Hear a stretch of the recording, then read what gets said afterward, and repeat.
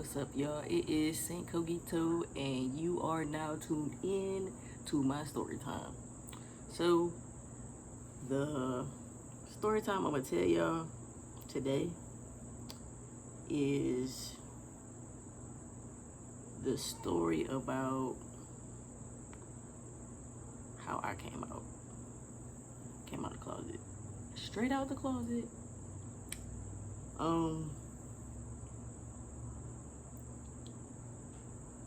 It was an awkward moment for myself. You know, my ex and I, one of my exes, I was like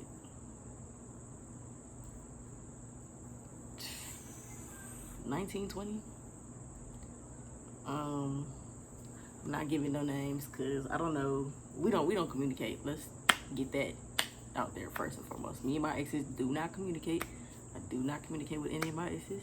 And if I have, it was to like randomly check up on them. But I don't go back and forth with people. I don't hop back into a past situation because I know if I wasn't there to stay, then I wasn't there to be there at all. Heard? So it was difficult because my mom is an evangelist. I grew up in church. My dad is a deacon. We don't have the best of relationships, but I'm honest about that. I mean, shoot.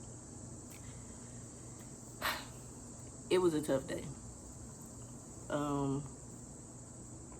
My ex had accused me of cheating on her with another female. And I was thinking to myself, like, not at all. Like, I was flirting, and I shouldn't have flirted. Let's just be honest. I shouldn't have flirted with that person. But I was being accused of going on dates with this person, like, all types of stuff. Me and that person literally hung out, like, 2 times. And we had been texting back and forth. You know, I offered to help her with her homework, which I did help her with her homework. It wasn't let me be facetious and go hang out with this chick because you acting funny and all the stuff that we went through in the past. It wasn't even that. It was just like I needed a breath of fresh air. I just wanted to go hang out with somebody. You know what I'm saying? Like, we not gonna get on what my ex was doing. That it's none of y'all business and clearly wasn't none of mine because I found out at the last minute, okay? But truth be told, we got into this little tit for tat argument back and forth talking about who don't appreciate this and why we not doing this. And so at the time she was staying with me, and I was just like, you know what, maybe we shouldn't do this. So she proceeds to call her ex-boyfriend and be like, oh, I'm coming to stay with you, da, da, da. I'm just like, you know what, I'm already frustrated, and I had already been hiding in a closet in a hallway. Feel like I was at the front door trying to just get out. Like, can someone free me, please? Can someone open the door? Can I get out? So I called my mom and I told her. I was like, Mom, and I was crying, but y'all ain't gonna catch me crying on here. I was crying. I told her straight up, I'm like, hey, I like girls. She started crying. And if you apostolic Pentecostal, you know your parents start speaking in tongues and crying and praying and all this type of stuff. Child, they did that, hung up the phone, was crying, all of that. Now my ex was still in the room. I didn't like do it for her to feel bad, but it was just like, dang, like I done went through a lot with you, and I'm hiding a secret from my family. Really wasn't. I was hiding it from my mom, but I figured she knew. Hey, if you don't know, now you know, okay?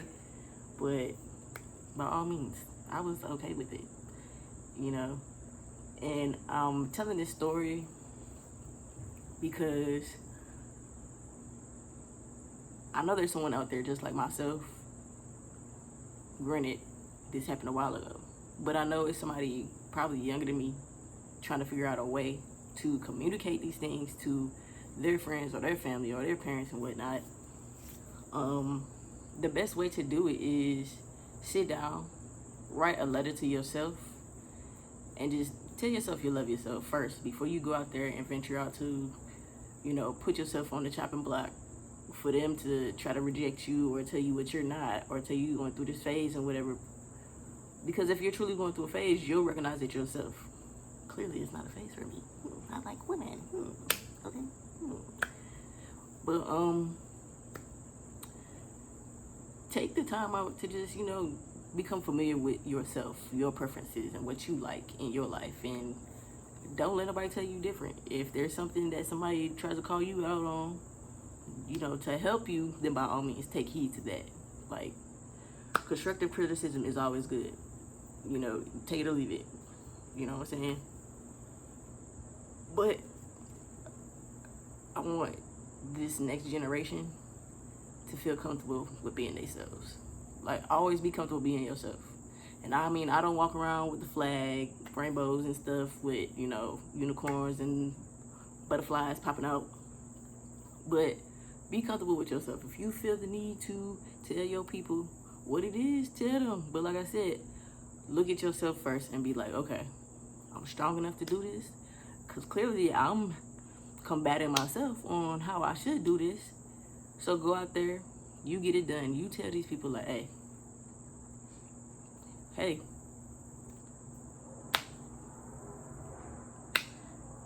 apples and apples, not apples and oranges. You feel me? But it's all right. It's all right to be yourself. Don't let nobody tell you different. I try to let people tell me that all the time. Bruh.